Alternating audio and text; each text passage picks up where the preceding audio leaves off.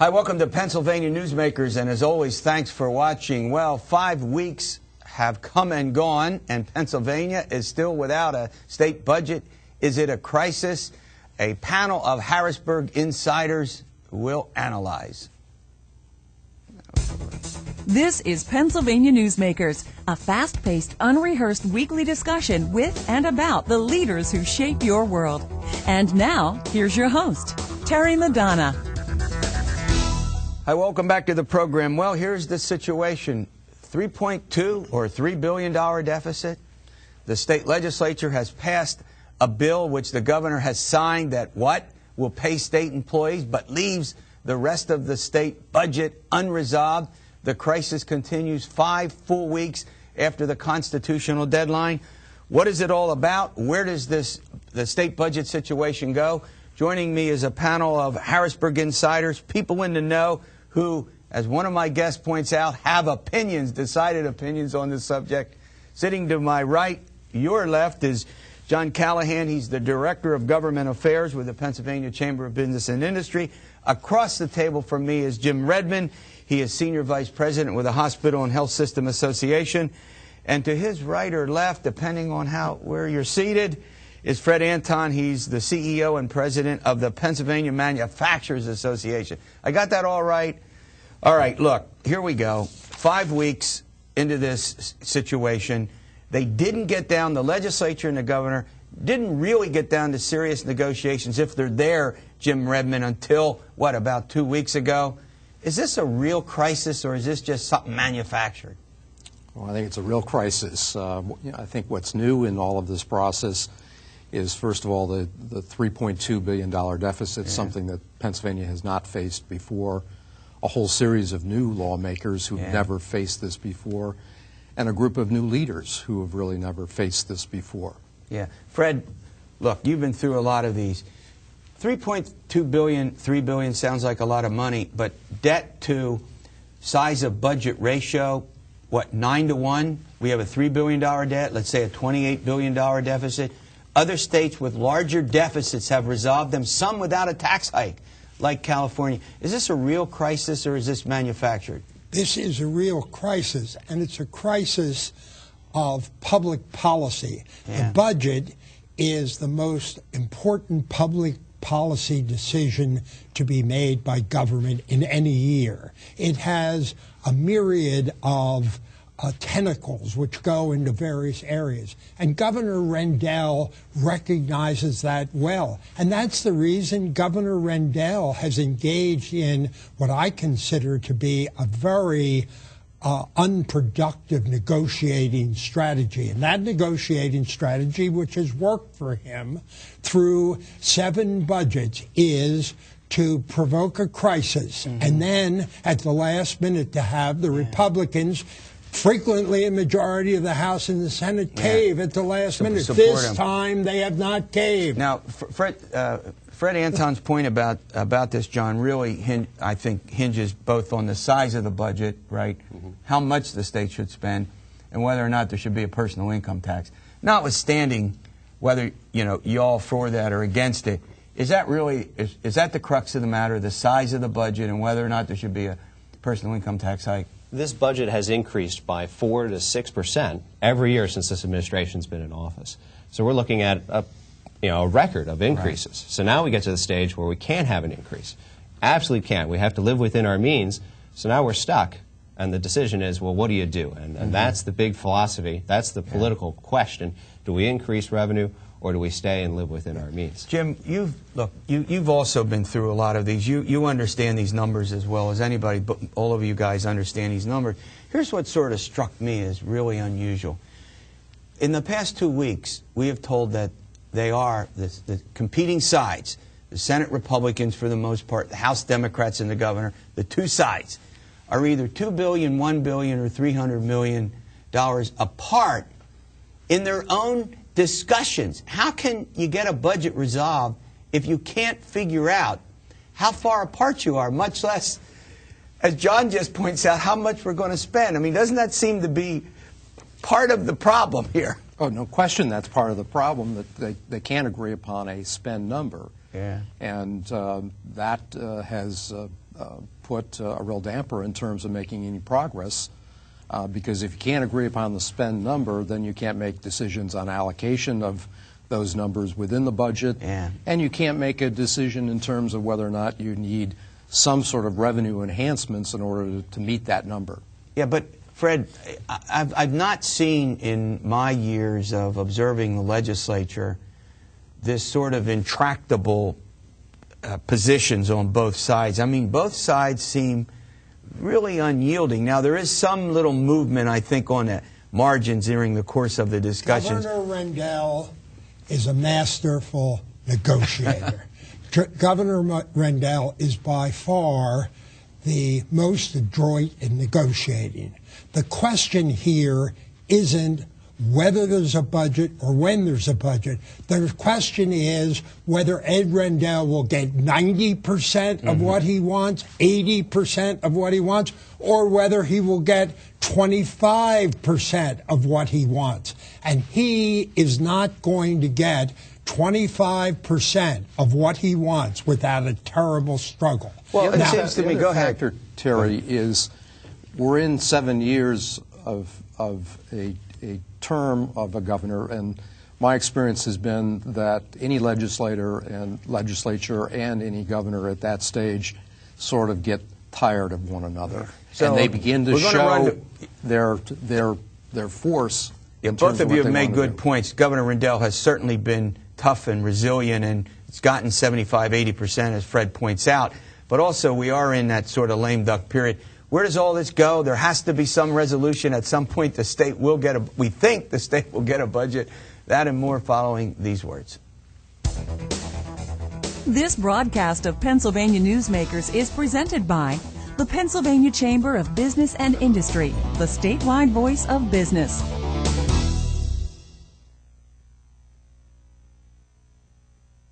This broadcast of Pennsylvania Newsmakers is presented by PAConstructionJobs.com. For more information about rewarding careers in the highway construction industry, visit PAConstructionJobs.com.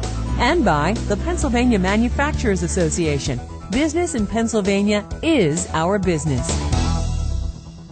Hi, welcome back to our Insiders Roundtable with Fred, Anton, John Callahan, and Jim Redmond, folks who've been in and around the legislature for a long time. All right, John, look, the big news out of Harrisburg for, the better part of a month was the state employees held hostage. No doubt about it, they were hostages. The hostages are liberated now. Some families, lives pretty much, in some cases, wrecked. Was that a wise course for everybody to follow, to have this battle be placed in the laps of the hostages, in this case, the families of the state workers? I agree. It was wrong that we did that. I mean, quite frankly, you can't do that. People's lives, you're trying to pay your bill, you're trying to pay your mortgage. That's the kind of thing that you don't want to have happen. You don't want to have state workers who provide services be hurt in that kind of manner. And that's the pressure that was there. And it even backfired. I think it backfired big time. Politically. I'll ask both. Do you Governor both Rendell could have paid those state workers at any time if he had chosen to. Right. But what we've seen is a replacement of new hostages. Yeah, we're going to get to that. Okay. Good point. Go ahead. No. Well, I think now you're beginning to see local governments, particularly the counties, really begin to be concerned about the future in terms of their ability to provide services. Certainly from our hospital standpoint, we're concerned about that because we tend to be the safety net. Yeah. So if you don't have the community services available, the only place that they can go is our emergency department. So in other words, there'll always be, as long as the budget isn't resolved, there'll always be some kind of hostage taking. It's irresponsible to not keep funding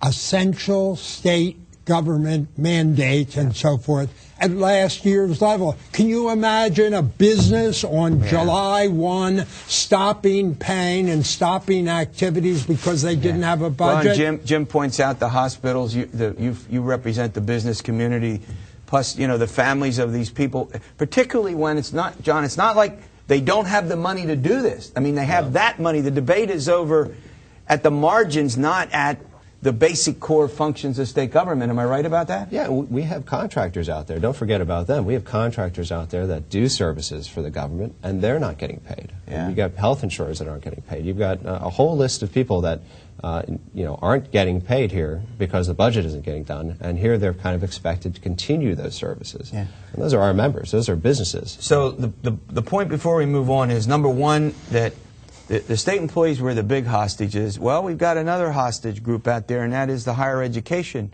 folks. And with 200, and I'll pick a number, 30 or 40,000 students, many of whom have loans through FIA. Now, I know the colleges are working that all out, but that's also very disruptive when that didn't have to be. Is there any, you all agree about that? There was another way to do this without holding the students, in a sense, hot. Lots of damage as a result of this. Agreed? Absolutely. Absolutely. And all right, let's move on. I want to talk about another aspect of this, and that is, where do we go from here? 5 weeks. I'm going to ask the question yes or no, and then we'll go and pick it up individually. Fred, Anton, do we get out of this by the end of August? I doubt it. And I would say this. My solution to this is have a debate in the House of Representatives and let the House of Representatives pass a budget. If Ed Rendell can provide leadership to the Democratic Party, let's see what type of a budget the House Democratic majority will vote for. So your point is the House is the key, with Governor Rendell working with House leaders, because that's the big one side of the two halves. And I say that should have been done already. And if that had been done, the House rank and file would have shown they were not willing to vote for an income tax. Well, we know there was substantial. No, that really hasn't been disclosed other than to insiders. Jim. Fred, I'd maintain the House has done that. The House voted on House Bill 1416. It was amended by the Senate and rejected by the House. The normal process was establishment of a joint conference committee. Yeah. A decision was made to do that in public, and we saw that didn't Jim, work. That was only a partial budget. That didn't fund totally the activities of the state. It left a big portion of higher education funding out. They've got to do a total budget and do revenue. We're running out of time in this segment. We're going to continue with this. Jim Redmond, end of August, is it doable, or do you think it spills over? I think it spills over, Terry. I'm not confident that we're anywhere close, and there's some very tough issues to resolve, certainly from our hospital standpoint. They're on the table $210 million in cuts in the... that will go to the hospitals. Will go to the hospitals. End of August?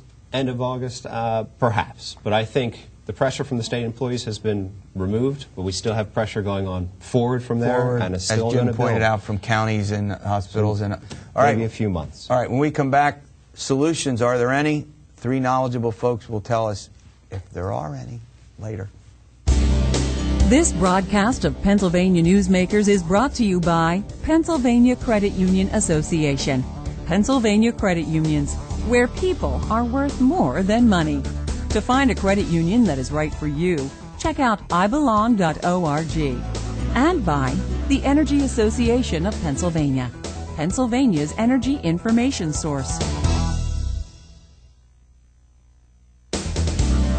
This broadcast of Pennsylvania Newsmakers is presented by the State System of Higher Education. 14 state-owned universities. The state system is the largest provider of higher education in Pennsylvania. And by the Hospital and Health System Association of Pennsylvania, working towards a healthy Pennsylvania. Hi, welcome back. 5 weeks, no state budget. State employees are finally getting paid. An insider roundtable, folks who spend a lot of time in and around the legislature who understand it well. By consensus, then, maybe August, but don't count on it, says Fred. Maybe August, but don't count on it. You agree? Yes. Is there a consensus? Maybe by the end, but... Maybe November. November? Okay. I'm only none joking. of you think, no, but none of you think it's going to go beyond the end of September, do you? I do. Fred? It could. Fred does. It has that possibility. If you recall, that's what happened in 2003. That's correct. But now let's talk about what are the huge issues that divide these two groups, you know, the Senate Republicans and the House Republicans on one hand. It basically does have a party distinction to it, with the exception of these so-called blue dogs, the House Democrats, as you know, who won't support a PIT. What are the kind of the issues that they haven't been able to work out for our viewers? A crisis of philosophy. Do we raise revenues? Do we increase revenues? Or do we live within our means is the biggest one. And when you're talking about revenues, PIT, I mean, every business, every person in this state is trying to tighten their belt and live within their means. They don't need another tax on top of that. And then you also look at all the other myriad of taxes that are proposed or even being discussed in this budget. A sales tax, broadening the base of the sales tax. I mean, I think that's just patently wrong for what's going on in this economy. A tax on health insurance. Okay, so I think the big issue is education spending. That seems to be the biggest. And the governor has insisted, he wanted originally something like $420 million from stimulus applied to it to continue this study that was done that would help. The costing out study. Yeah, right. And even under the worst budget, even under Senate Bill 850, there's an increase in basic education spending. So it's a debate over how much more are we going to spend on basic education. So we've got these big differences in philosophy, which hinges on education, and we'll get to the health care. There's a health care piece. And the articulators of those philosophies are, on the Democratic side, Ed Rendell, supported by Dwight Evans, with not a lot of support, not enough support to get 102 votes in the House. And on the Republican side, Dominic Pileggi, who I think has emerged here as an extremely effective spokesman for the House, for the Republican Senate. Republican leader in the Senate, and Dominic Pileggi is holding a very strong hand here. And I'm very impressed by his manner. He seems to only be explaining what's going on. He's not bombastic, he's not argumentative, and he's doing an excellent job. I think certainly on the tax, raising the income tax, he was holding a much stronger hand than Governor Rendell. Governor Rendell is a loser on the state income tax. Well, the voters certainly have said that. I mean, we can get into whether it's a good thing to do or not, but certainly in terms of what the voters have said, Jim, in terms of the attitude in the legislature, you've covered this for a long time, there's really, except it probably couldn't pass either chamber of the PIT, could it? Yeah, the problem with voters is that they want and expect more right. services That's exactly right. from state government or the federal government, but they don't want to raise taxes to pay for it. Yeah. All right. In this segment, before we run to break, give us the health care piece of this. Is it the Medicaid funding that's at issue here and cutbacks there that would cause hospitals to have to pick up a large number? What's that piece? Well, let's go back to Governor Rendell proposed to cut about $80 billion back in February from hospitals, primarily in the Medicaid program for hospitals. Senate Bill 850 cut $280 million from hospitals. Much of that was restored in the House passed version of the House budget. The Senate, when it amended that, restored some of those funds. So at the present time, we're about $210 million short of where we were last year. So we're not looking for an increase. We're just looking to get back to where we were last fiscal year. You want to go, so, okay. But health care and education are the real sticking points right now, in addition to the tax issues that... I think there is strong support for restoring the health care funds. It's a matter of finding the revenues to do it. Okay, we're going to break. Final question of the panel coming up. Can this get resolved somehow, some way? We'll be back after these words. This broadcast of Pennsylvania Newsmakers is presented by Highmark Blue Shield, changing the way health plans work for business with a variety of plan options for employers and more choices for employees. Information is available at highmark.com. Have a greater hand in your company's health. And by the Pennsylvania Healthcare Association, the future of long-term care.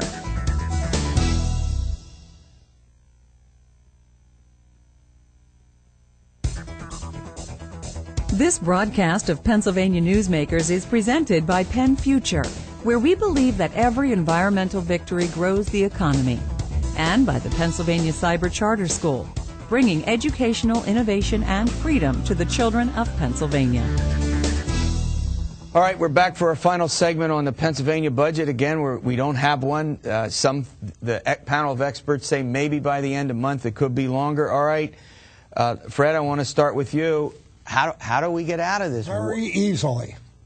Let the House leadership bring up the COTEC amendment and have the House members vote on it. They will pass it. It will go over to the Senate. They'll approve it, and the budget will be concluded. For our viewers, the COTEC amendment was he's a blue dog Democrat who had a budget that increased education by $150 million in that range and had some other increases, moving closer to a compromise. Is that your point?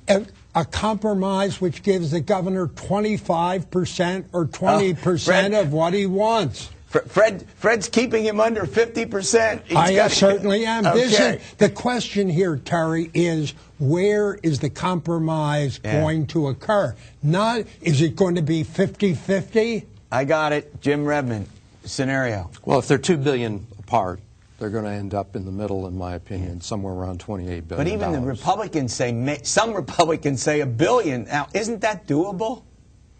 Well, it would require some additional revenue enhancements, fees, and some niche taxes, as you put it, in order to get there.